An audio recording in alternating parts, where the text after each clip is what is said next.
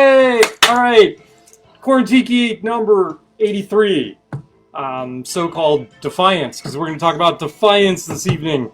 But before we talk about Defiance, we're going to drink. So, what did we pick up recently? We picked up Papa's Pilar Spanish Sherry Casked rum. So this is a Solera-style rum. It has been aged in oak casks, port casks, and sherry casks. Woohoo! Right.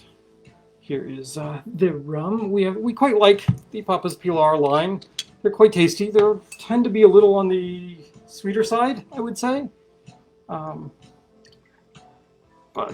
we're gonna do this. Do this. We have Cam from Molly. Molly Plus. Yep. The book is on fire. The book is not on fire. Well, hopefully it's on fire, like taken off on fire, right? Right? Hopefully the book isn't actually on fire. No, it just looks like it. It does kind of look like it. That's cool. Hello. Howdy. How are you? Wife. I'm alright, I think. Maybe. Usually Sundays we sit around and Do nothing. Watch football. okay. I do things around the house. I watch stuff football. like that, It's fall. I watch football. but I didn't. So. Usually I watch my Dolphins get the daylights beat out of them. But they won on. But Thursday they beat one of the better teams in the league somehow, strangely enough. They beat the Ravens. I'm not sure how that occurred, but okay, I'll take it. So there's various things that happened this week that I can link to the word defiance in some way, shape, or form. So here's to good-natured defiance. Excellent.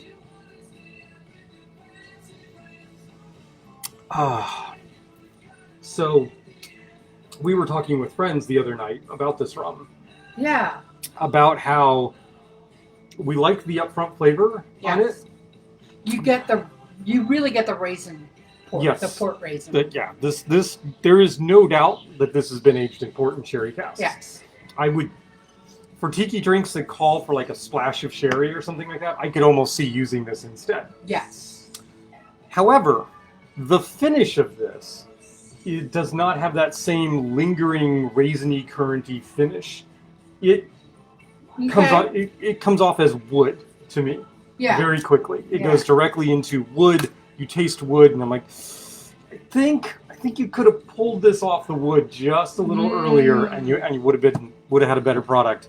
Maybe. I don't know. I'm not a master blender or distiller, so what do I know other than this is good? Yeah. It's not brilliant. It is good. So, shout out to go ahead and drink. It's Okay. We're not toasting. Oh. I'm shouting out to people on screen.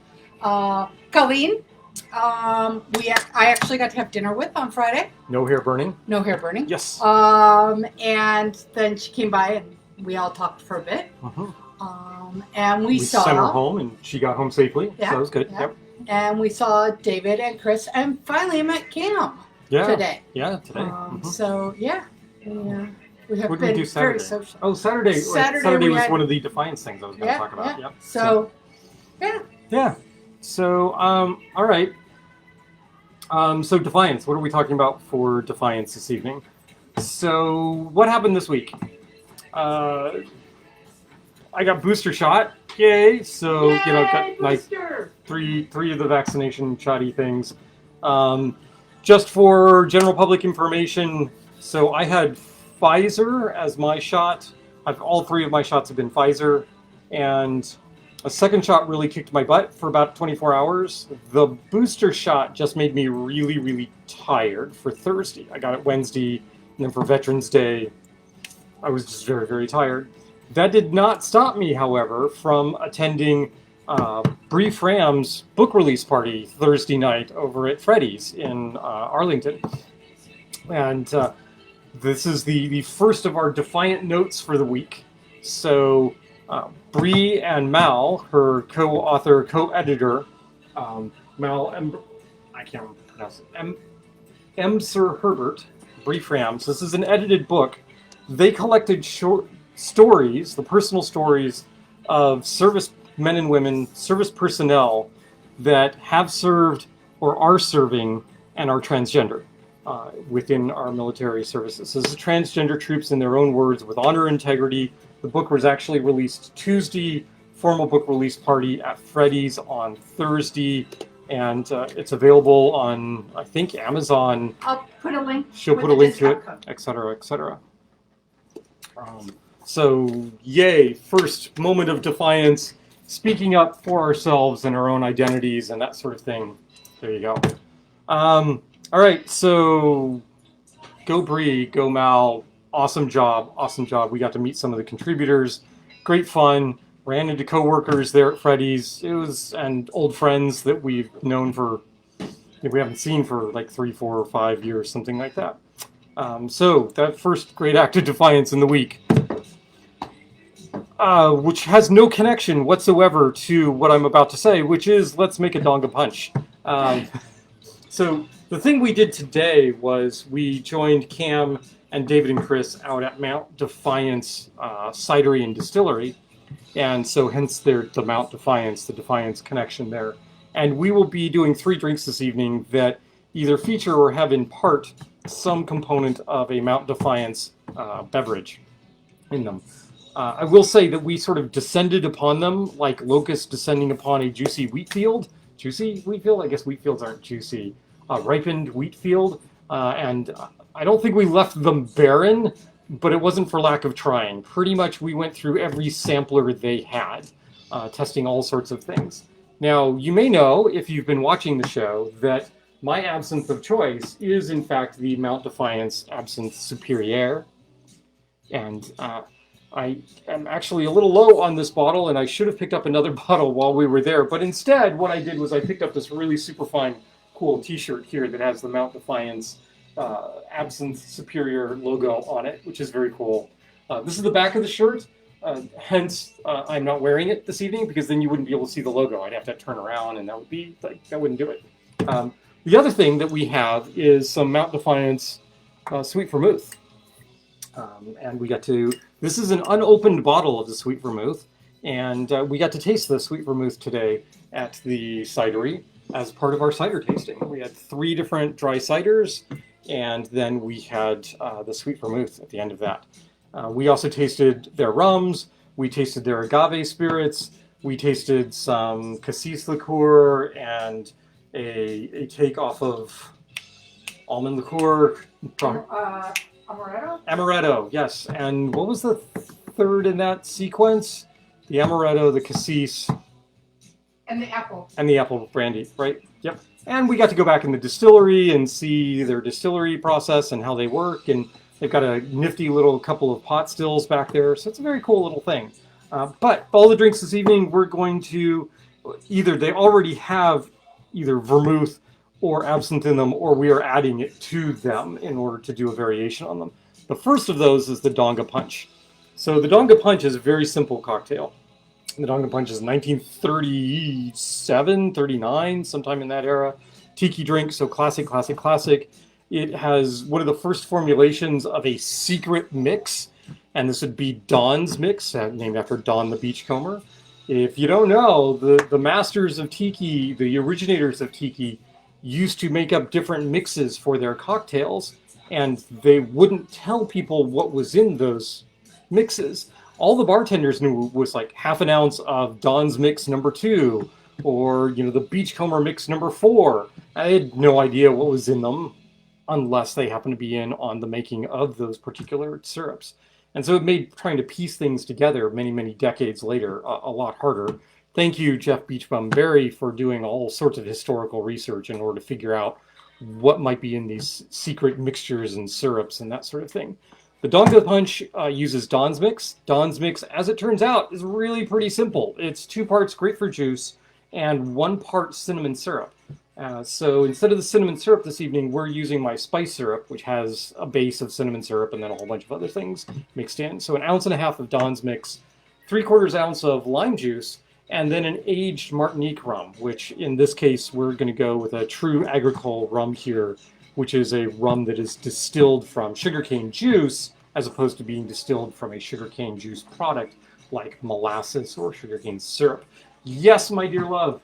So I posted a link to the Sparta shop page Oh, excellent. where they're doing a special fundraising for Sparta, which is an organization for transgender people in the military. Correct. That with of which Bree is president currently. Yes.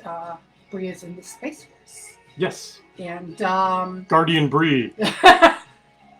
and with a $30 donation to Sparta, you get a signed copy of the book. So I put that link in the comments. Do we have a signed copy of the book? We do. We do. We do have a signed copy of the book. One of the perks of being at the launch party was that we were actually able to get our copy signed by multiple of the contributing authors as well, which is very, very cool. Very nice. Donga Punch. Yeah. This is actually going to be done in a Pilsner glass, or it's going to be poured into a Pilsner glass. So we have to get Pilsner glass out, set that over here. All of this is going to go into a shaker. So we're going to start with our little shaker. We're going to go 1.5 ounces of Dawn's Mix. Where's my Dawn's Mix? Here, it's in a little squirt bottle. Right, 1.5 ounces. So we're going to go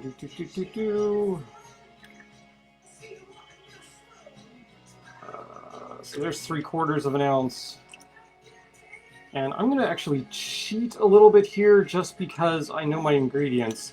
And this Dawn's Mix is maybe a little past its prime and not quite as bright as I really want it to be.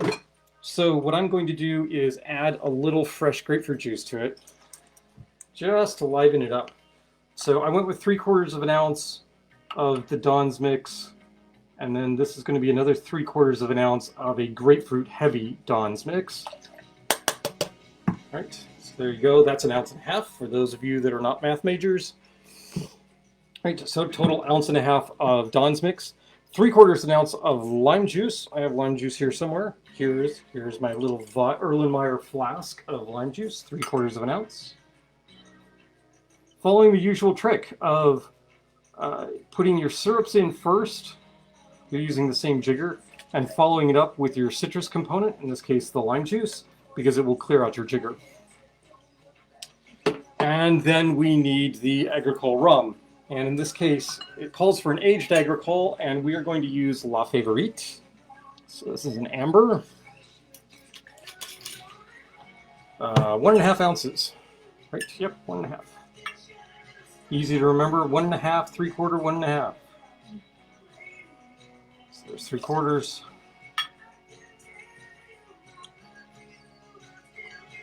3/4. There you go.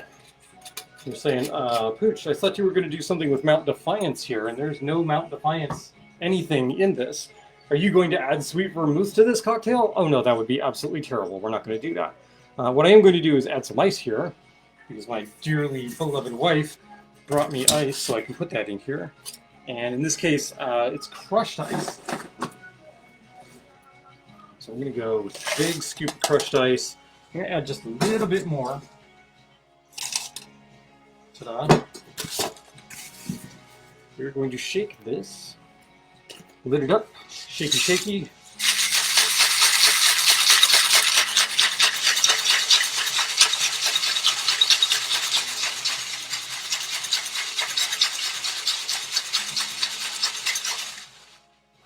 Yep, nice and cold. Spread that apart. Well, that's kind of delightful. Nice. We're going to just dump this into our Pilsner glass, but before we do that, we're going to do a little trick. I like absinthe. I like absinthe in a variety of cocktails as an accessory to the cocktail, and this is no different. I keep absinthe in a couple of different containers. As you may have noticed, we have the Mount Defiance bottle of absinthe, and then I have a dropper bottle of absinthe, and I have a spritzer bottle of absinthe. So what I'm going to do with the spritzer bottle is I'm going to take the Pilsner glass, and I am just going to shoot a spritz of absinthe in there. I don't want much absinthe. I don't want it to overpower the punch, but I do want a hint of that. And that does wonderful things to your bar. It suddenly opens up the bar, gives it this anise scent. Hopefully you're not licking your bar. That'd be bad. Now look at that. Here we go. right up to the wash line. Move these over back here. You can garnish this any way you really want to. I could put a desiccated lime wheel in there. I could put some mint in there. Let's do that. I like mint. Put that leaf. Twist those off. Smack this around a little. Right, that's for you, David. All right, so there's a little mint in there. I want too much mint. Again, don't want to overpower the cocktail. We're going to take a straw. And where are our straws from, hun? Surfside Sips. Surfside Sips. So here is typical glass straw from Surfside Sips. This is one of their smooth ones. It is just smooth glass. In this case, is tinted slightly green, which I think you can actually tell. Yes, get the light down here. Just going to stick that right in there. And there you go. There's a Donga Punch. Relatively simple cocktail. Kicked up with just a hint of the absinthe. If you wanted more absinthe, obviously you could add a couple of drops of absinthe. You could do a spritz over the top of it. Anything along those lines would just add a little bit more. The rum agricole comes through really, really strongly here, but the absinthe adds just a little hint of something else that you wouldn't get from just the rum agricole. It's very nice, very refreshing, very not fall drink. This is, if you walked into a tiki bar and ordered one of these in fall or winter, it would have that effect of being sort of a transporting cocktail and take you away to someplace else where it's hot and has sand, because this is a cool and refreshing beverage. So there you go. There's the Donga Punch with a little kick up of absinthe from Mount Defiance. We spritzed it up a bit. And Surfside Sip, you get 20% off if you use the code Lovecraft. Why would we Which use I the post. Why would we use the Lovecraft? What's the significance of Lovecraft? Lovecraft cocktails. Oh, you mean like the channel that we're watching right Yeah. now? Oh, okay, yeah. So that would be a good thing. Lovecraft, all caps. I don't think it Yeah. actually matters. I don't know, but But yeah, 20% off. We get some minor percentage of that, yeah, which allows us to occasionally buy more straws. yeah. Which we're going to buy more straws anyway. So help us buy more and keep Surfside Sips going. How do you think? That's good. It's light, refreshing. Light, refreshing. Yeah. Mm-hmm. That's sitting up top side on Molly drink. Yes. Yes. Not now. Not now. No, now it's in the 40s, maybe Yeah, 30s at yeah. this point. And I think Dave mentioned they're drinking water tonight. Are they? Yes. We should be drinking water because we didn't drink water last night. We drank many. She drank some water last night. I drank a lot of water last night, so just saying. We drank a lot of things last night. So the other thing, the other piece of Defiance that we did last night was we decided to be social animals and get together and COVID be damned. And we have Brooke and Andrea, who are podmates from Quarantine, and our good friends Terry and Emily, who are Scotch fiends and cocktailing fiends along with us. And we got together after having talked about doing this for quite some time. Got together, had dinner together over at Brooke and Andrea's place. We talked alcohol, and we opened up a shaker and spoon box and showed Brooke and Andrea and Terry and Emily what a shaker and spoon box is. There was a minor oops. So when you get your shaker and spoon box, they let you know what the spirit is that shaker and spoon box is organized around. And we were sure that this box was organized around Scotch, particularly blended Scotch, maybe lightly peated blended Scotch. So imagine my surprise when I open the box and the first thing I read is Negroni. I'm like, what?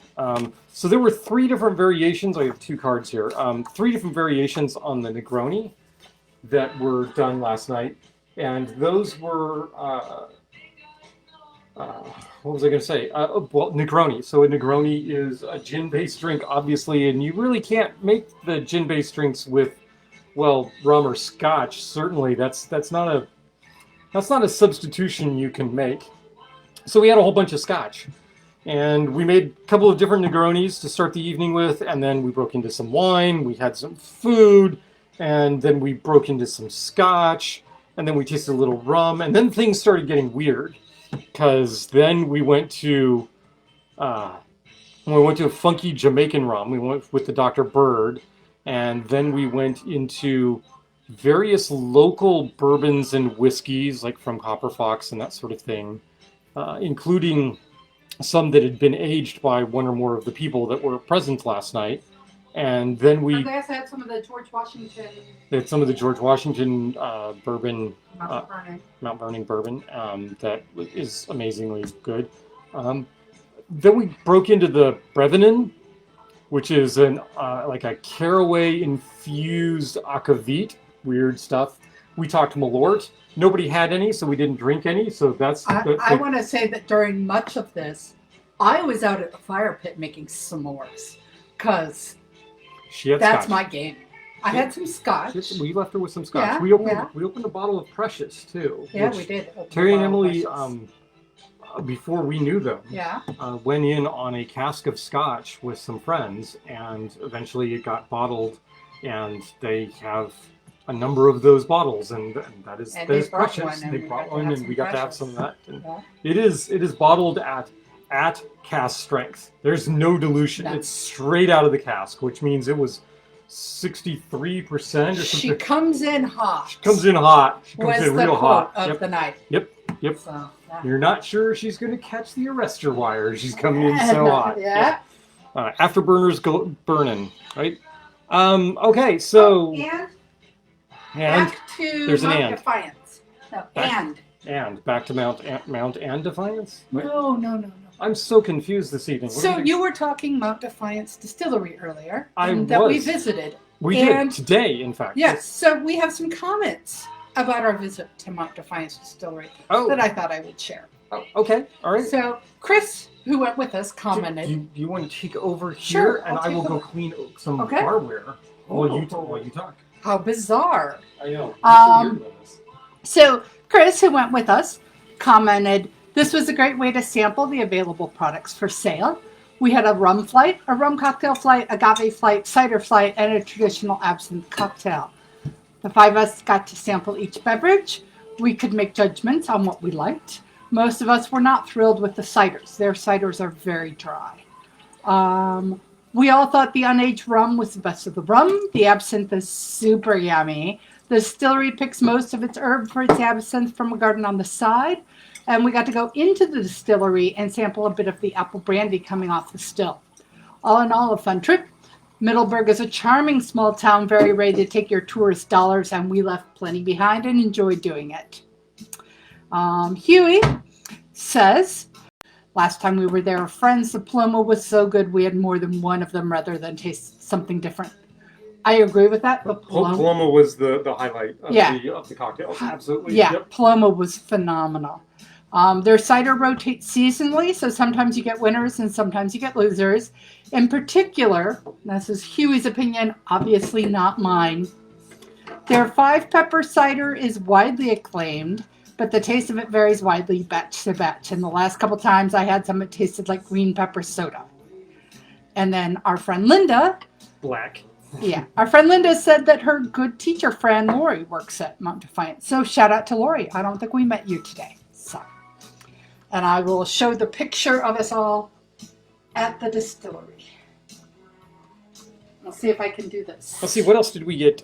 She's just going to shove that right in front of people's faces. Yep, there you go. There's, I was going to point out who people were, but, so on the far right, you have me. Next in, you have... You're going the opposite order. I'm going the opposite order. Yeah. Right. Okay, so there's me. There's David. Cam in the back. Chris. And lovely wife. And my finger is way off, but you get the general impression. Right? It's me, David, Cam, Chris, and then Star. There you go. Wow, my hand is like way off the camera, too. Oh, I could move the camera back, but that's not the camera. That's the screen that I'm looking at, so that doesn't work. Anyway, what else did we get? We got, because, you know, you got to get souvenirs, right? So, Mount Defiance, new logo on their shot glasses. So let's see if I can do this. Doo-doo. Yep, you can't really see. There you go. That's better. Let's see the little tree logo on that. Dun dun dun. I need some more Pilar, and then we're gonna make a cocktail I've never made before. We're gonna do 2 variations of it, because one variation is the canonical variation on it, and I'm a little skeptical because of the spirit that's involved. The spirit that is involved is a precursor spirit to gin called Genevieve. And Genevieve has a very heady, malty flavor to it. In some ways, it's much more akin to a weak scotch in that maltedness flavor. In other ways, it's more like a malted beverage, like, you know, the raw ingredients for Zima or something along those lines, which, yeah, you shouldn't be drinking that.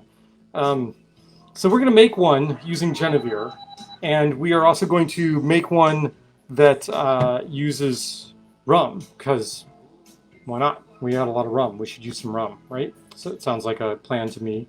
So for this, we also need to use some egg white, and I'm going to experiment here. Dun dun dun! Normally I would crack eggs and use the egg whites from them. But the last time we were at the restaurant and supply store, they had a great big container of, liquid egg whites! Dun dun dun! And so we're going to try using liquid egg whites and see whether or not that actually works. And if it doesn't work for cocktails, I'll use it for omelets. We'll do something with it. Okay, so we'll start with doing the Genevieve cocktail. So once again, this is going to be a shaken cocktail. Dun dun dun. 1 ounce passion fruit syrup. Now, in the original conceptualization of this cocktail, there is simple syrup and there is passion fruit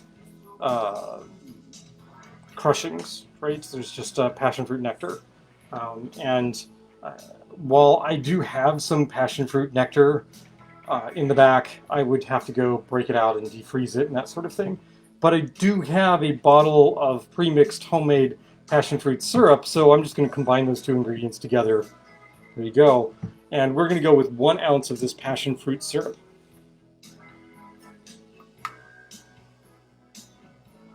Passion fruit is a sweet and tart, not quite citrusy. It's hard to describe. It can easily overpower a cocktail, though, so you have to be a little careful with it. It is one of the principal ingredients in Fashionola, and Fashionola will completely take over a cocktail in anything other than really, really minor levels of ingredients. It's also, Fashionola is one of the classic ingredients in a hurricane. What else are we doing? 1/4 ounce of absinthe. This is a lot of absinthe. I mean, 1/4 ounce that's a lot of absinthe for any sort of cocktail. Where do we go from here?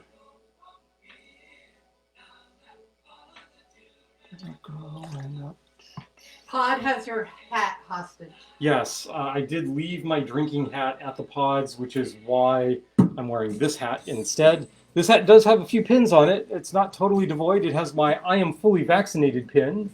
It has a stylized futuristic Cthulhu pin. It, of course, has the Lovecraft Cocktails pin, the Plantation Pineapple pin, and hey, from Moana. Yep. And a chicken feather from my grand chicken.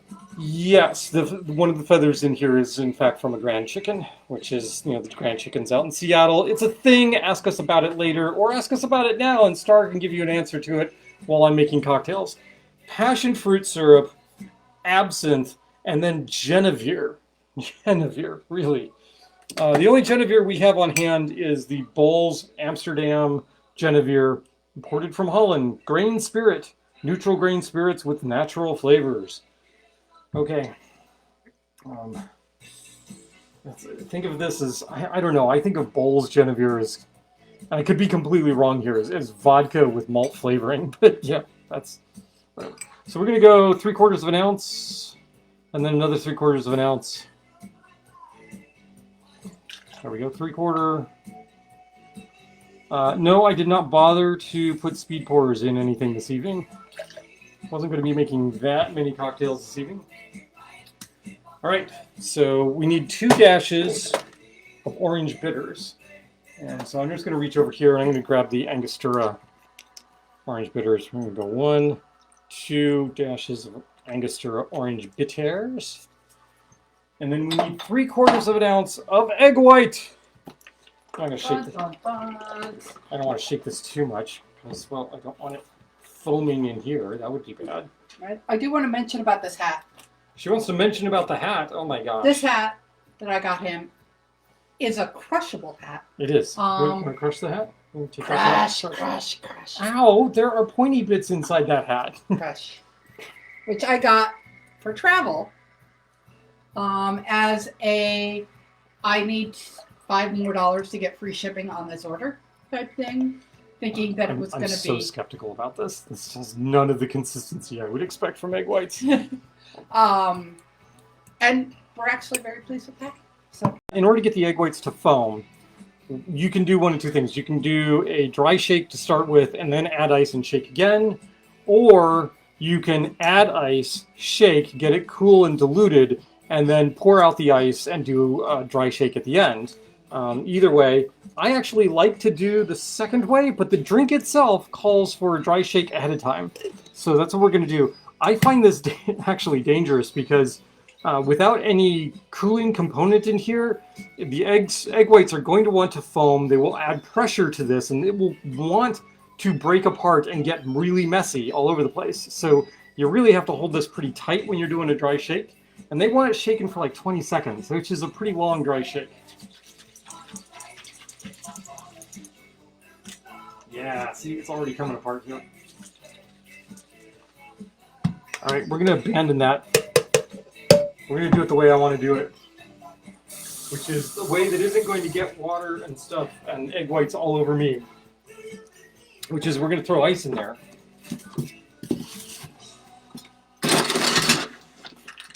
Right, go ice, lid up. And why should this make any difference? Because the cold air will create a vacuum.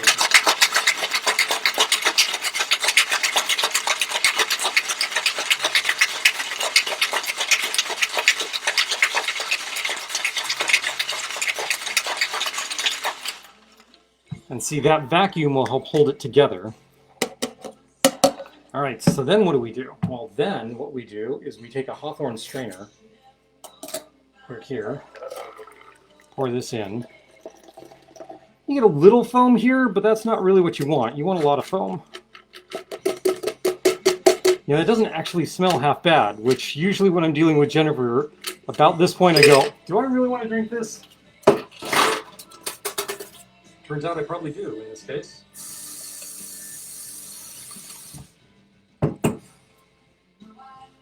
Then we're going to do the dry shake.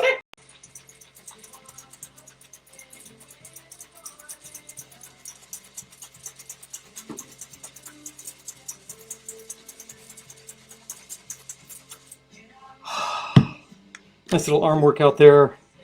There we've got some foam. We're going to pour this into a coupe. Coupe. Dry shake double strain, right? So we go through here. Where's my Hawthorne? There's my Hawthorne.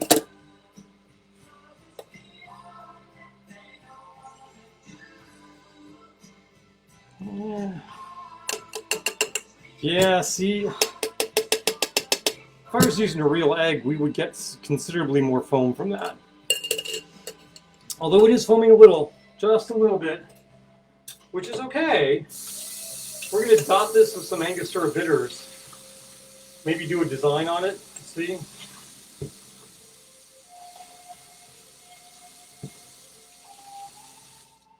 I've got that taken care of. One thing to remember about doing sort of egg white cocktails is before you go etching some sort of design in them, you do want to let them sit just a tad. Let that foam separate out. I don't know if you can see it or not, but we've got about 1/8 of an inch of foam all the way around the top here. And I'm going to take a little Ango take the little dropper bottle here. There's a drop. Another drop. We're just going to do these in sort of a circular pattern around here. So there's these little drops. And then you grab skewer. And you can take the skewer and just drag it through each one of these drops. And it creates kind of an elongated heart pattern. So, dear wife, do you want to come up and see the artwork that your husband has done? Yes. And see if you can manage to get this in front of the camera. Can you see that? Is that I can't see that. Nifty and pretty? Yeah. Nobody else can see it. It's way too far Right. away. But I would have to move. there's a air bubble. Boom. Air bubble gone. All right. So I could make the world rocky for everyone, but I don't think they want that. Probably not. Probably not. So there you go. There is the head turner cocktail, a passion fruit and Mount Defiance absinthe combined Genevieve cocktail. There you go. Very dangerous. I go first. Very dangerous. You go first. While I investigate doing the same one with rum. Ah. So we're going to do the same thing we did, which we're going to go an ounce of the passion fruit syrup. Uh-oh. She doesn't hate that. I don't hate that. It's got Genevieve in it, and you don't hate it. It's got Genevieve in it. The Genevieve and the absinthe are playing quite nicely together. That's because Mount Defiance is kicking its butt, is what's happening. No, because they're complementing each other. Hey, Yeah. how you doing, Genevieve? Yeah. Come on. And we're going to go quarter ounce. So where did this recipe come from, by the way? So this is a recipe from... I can't read your writing, sorry. it's like abar.bar.com or something like that. Yeah, I will get you the actual... I can actually tell you right now. Hold on a second. Dun, dun, dun. We're going to do... because I pulled it up on my phone. I'll look for it. It's abarabove.com. That's Bar what above. Oh, okay. That's what that is. Okay, So there is. I don't hate it. Uh-huh. I don't love it. Okay. But- Look first, see the head? Yeah. Come out, okay, came out nicely. Impressed, yeah. But I So, want to leave it up here to compare the two. right. So next up, so now we have normally 1.5 ounces of Genevieve. I'm going to go in a different direction. So I'm going to go, I want some punchiness to this because I'm getting rid of all the malty flavors. So I want something else to run interference here. And what I'm going to do is 1/2 ounce of an overproof Jamaican. We're going to go with Rum Fire. This is an unaged Hamden Jamaican rum. Oh, our audience has grown by one. Woohoo! Vader has joined. Ah, how is Vader doing? Vader the kitty. Greg's Vader was not feeling well. And then the other ounce we're going to make up with a Demerara rum. And here I'm going to go with my Eldorado 8. So a full ounce of the Eldorado 8. That's 1.5 ounces. This is going to make a slightly stronger cocktail as well because of the overproof rum that's in it.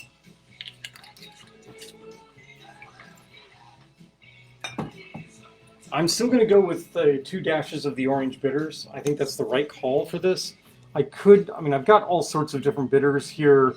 Tiki bitters and rhubarb bitters and allspice bitters. I think keeping it simple and going with the orange bitters is probably the right call. That's 1. That's 2. We need the 3/4 ounce of liquid egg whites. You know, these egg whites, the liquid egg whites are foaming more as they sit. I find this really weird. I have no idea what the chemistry is here on this. All right, let's do a little shaky, shaky. Fat-free and cholesterol-free food. That just doesn't seem like it should be something you'd say about eggs. All right, so we got 3/4 ounce. We're going to do the same thing I did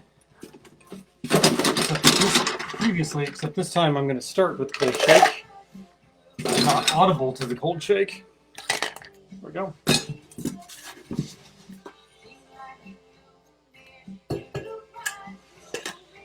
There we go.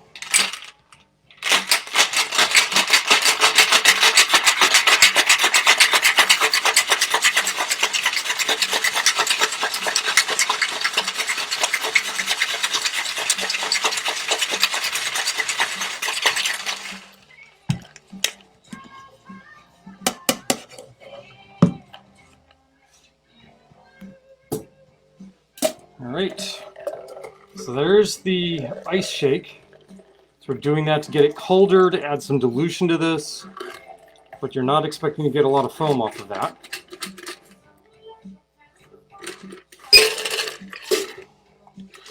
There we go.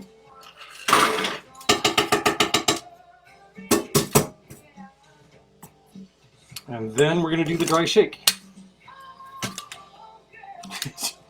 I don't know if you heard that, it just popped.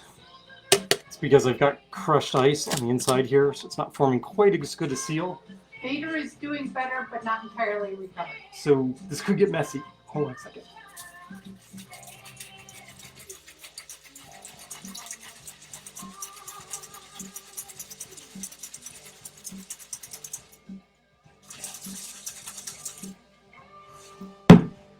This is why bartenders wear aprons. All right, that goes there. Coop! Coop! Coop! I didn't double strain that, did I? Yeah, I did. I did. Sorry.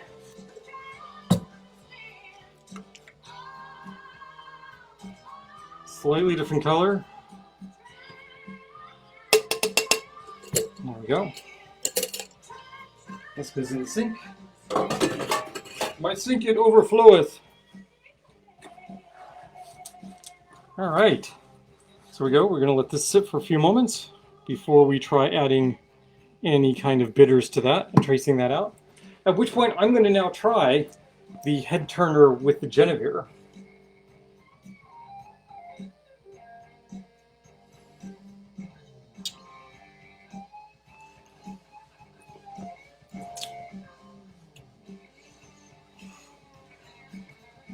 That's actually quite lovely.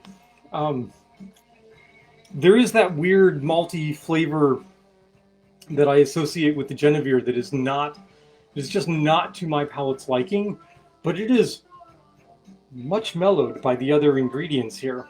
And the passion fruit syrup does not obliterate the cocktail like I thought it might.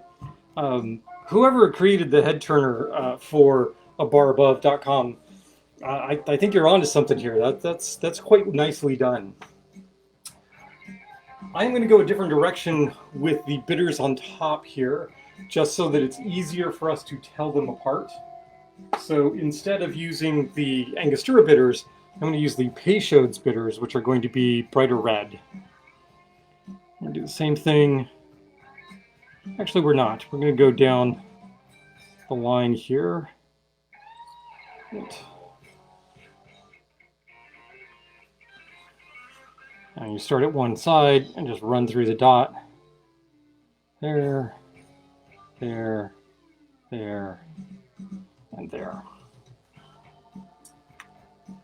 And ta-da! We have the head turner made with rum. By Julia Turnstall, which is one of the people that runs the page. And we have the head turner done with Genevieve.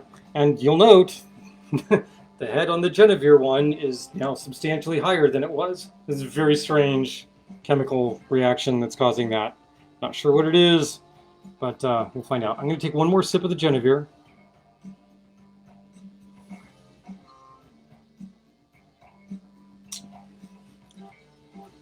There's the passion fruit. Yeah, those are really nicely in balance with one another. I'm actually a little afraid that making it with rum is going to throw things completely out of balance and that this is going to be a worse drink. But let's see. Let's find out.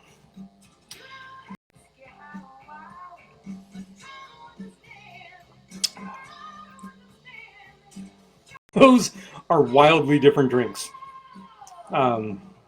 And no, it doesn't completely destroy the drink at all. It's just a wildly different drink. And I got lucky. The Rumfire and the Eldorado 8 combine in a very nice match. not a match to the Genevieve, but they match with the rest of the ingredients. I'm glad I went with a ½ ounce of the rum fire. I could even probably cut that back just a little bit. I quite like that as well. That's very nice. Very nice. I think we have two winners here. And one's made with Genevieve, which gives me a way to use up some Genevieve. The other's made with rum, which gives me a chance to use up some of the large quantities of rum I have here. Which one do you want to try first? I tried the other one, so I want to try the rum one now. That's the rum one.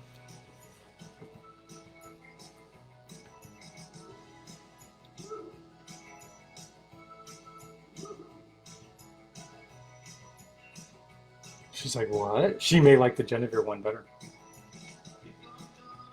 I would not make this with gin. I think making it with a regular gin would be awful. I like the Genevieve one better. Well, that's fine. Take that one away and I'll drink this one. I never thought I would say that about a cocktail. She likes the Genevieve version better. Genevieve. Genevieve. So I will say that what I'm doing here is I am taking a tested, tried and true recipe, the head turner, from the bar above. And because of my disdain for Genevieve, attempting to morph it into a rum cocktail. I like this one, but I'm almost always going to side with rum over Genevieve.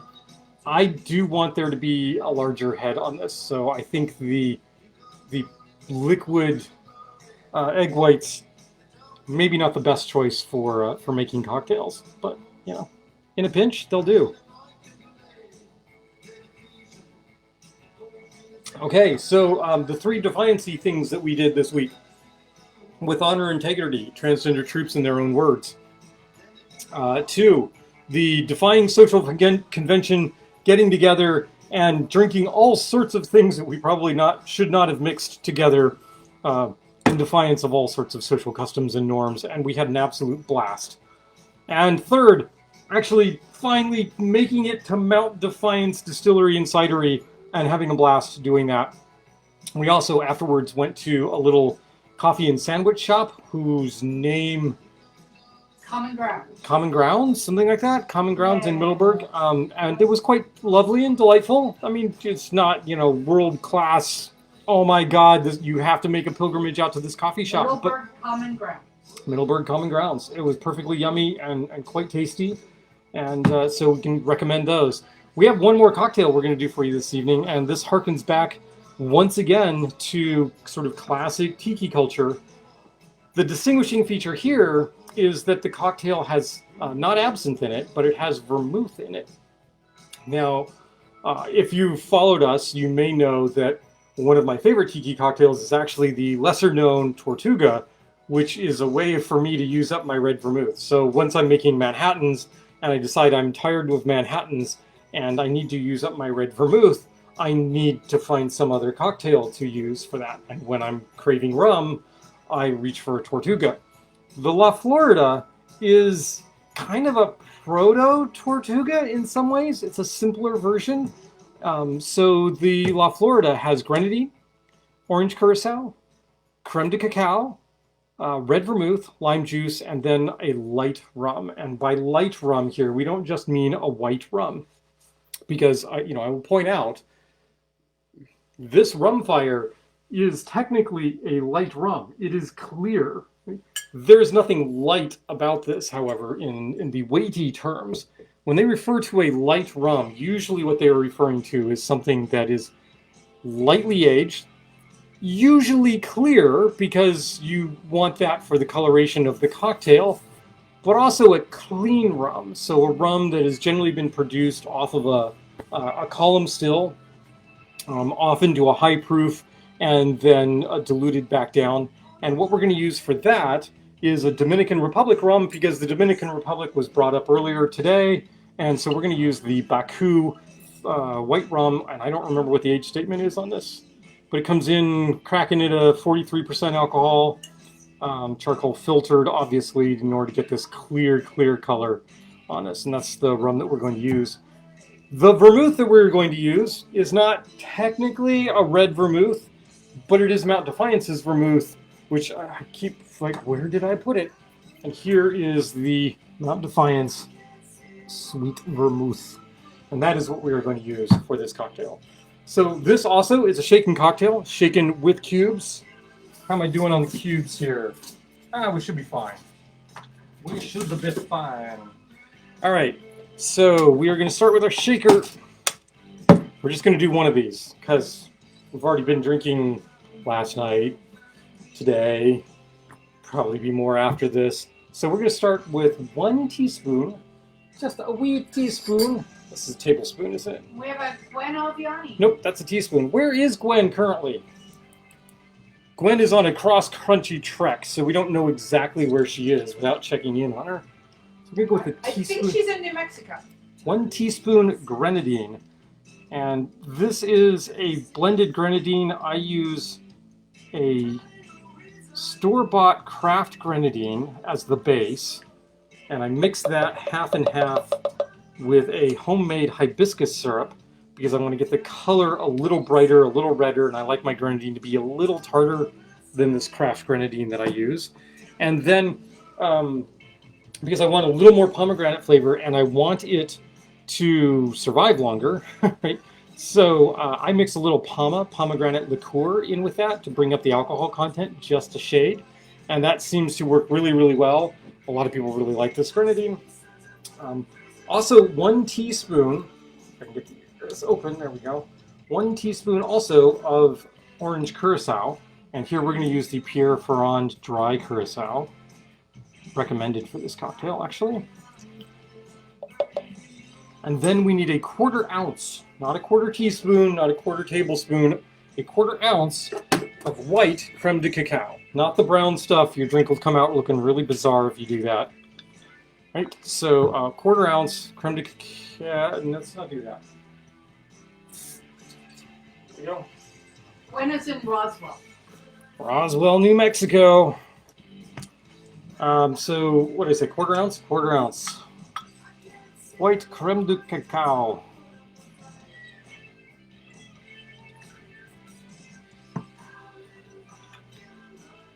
We were talking about burning something the other night. Was it last night? And this song came up. I'm Burning for You. From Blue Oyster Cult. I need another drink. I have this. 1/2 ounce Mount Defiance sweet vermouth. And here, once again, I am blowing convention because my rule is to always open bottles before the show so that I know that I can get in them. I didn't do that this time. It's a completely brand new bottle.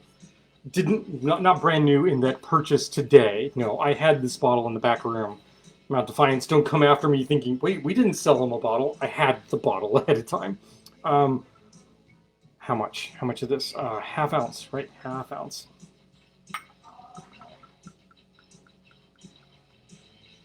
Half ounce. There we go.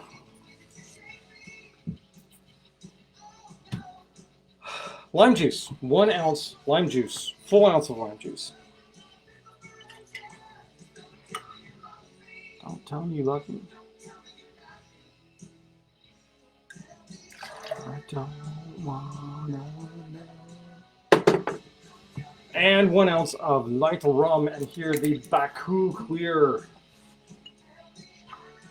We quite like the Baku. We were introduced to Baku at a rum tasting 6, 7, 8 years ago, something like that. Yeah. And we had a dickens of a time finding Baku because it was not particularly well distributed at the time. And when we found it, we bought pretty much as much of it as we could find, or as many variations as we could find. And then we turned other people onto it, including our rum purveyors, Vinny and Ray out at SNR. And now they carry Baku as sort of a matter of course. I think you can actually now get some Baku at the ABC stores on occasion. No? Is that right? I don't remember. I know I can get it at Ace and various other places within the district. For those that don't know, we are situated outside of the district. We're actually in Alexandria, a suburb of the district in Northern Virginia. And Virginia is an alcohol control state, so you have to buy your alcohol through state-owned stores. and the state-owned stores all operate off these same distributors, and so they're working off the same distributor list. And so if there's something that's being distributed that's not on that list, you can't get it in Virginia. And so that is one of the nice things about having Washington, D.C. right there, is you can hop across the border and you can go find things in the district that you wouldn't be able to get in Virginia. What that does mean, though, is that restaurants and bars in Virginia are governed by those same rules, and as a consequence, they are limited to what the Virginia ABC stores can sell them to use for their cocktail programs. So that also provides a little incentive for us to go visit places like Archipelago and Green Zone inside the district, which have a little broader access to alcohols. All right, so this is going to be shaken with some cubes. We're going to do a full scoop of the cubes here, like such. There we go. We're going to shake this up. Shaky, shaky, shaky.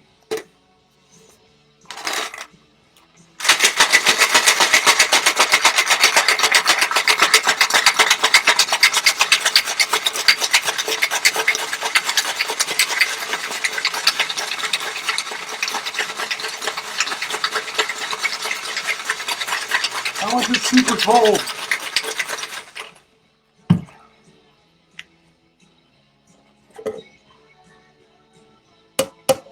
There we go. Once again, this is going into a coupe. Coupe! Coupe. We're only going to single strain it this time. We're not going to do a double strain. I'm going to rinse the strainer off.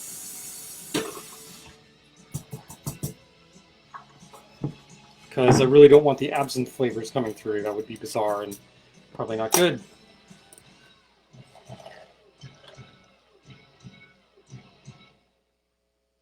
Little hint of pink and redness to this.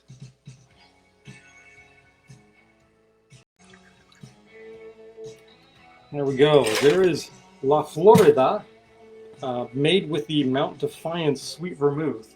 And we want to make this pretty, because we like the people at Mount Defiance, and we'd like to do some justice.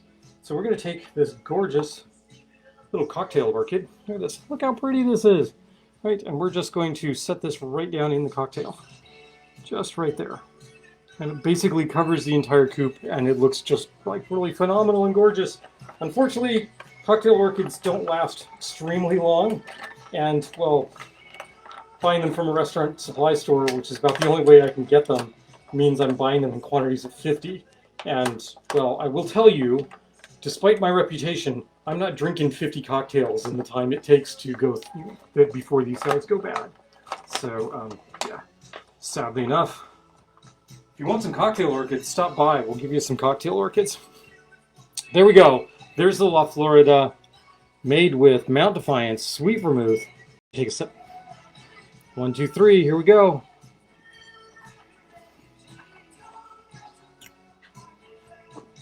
Oh, that is tart and lovely. Oh my.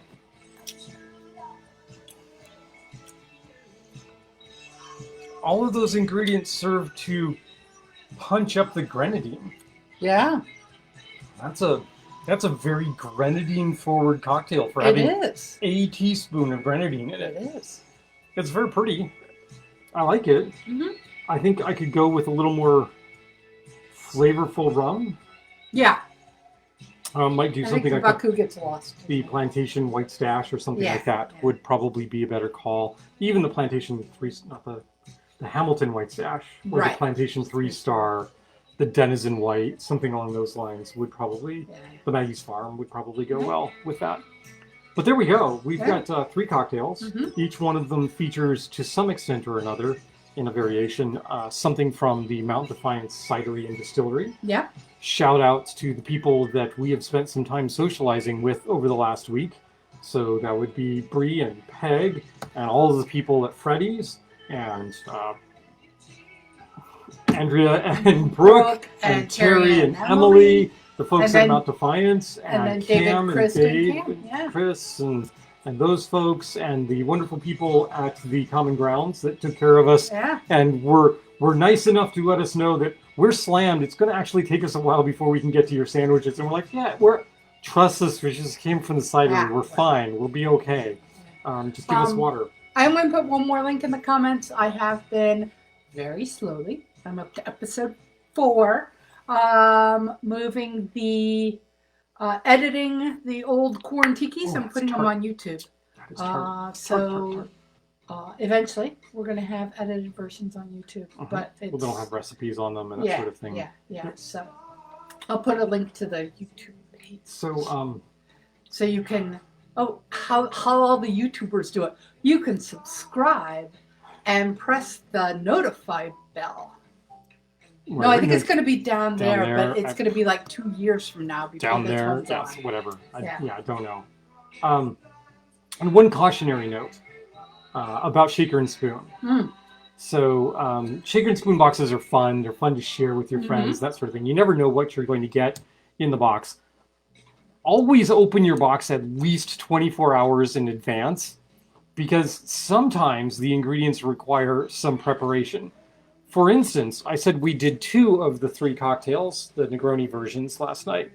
That's because the third actually involves fat washing Campari. So what is fat washing? So in this case, what they wanted you to do is take this, which is unrefined coconut oil, and mix this with a certain amount of Campari. Let that sit, and mix it really, really, really, really well. Let that sit for like 4 hours or overnight even.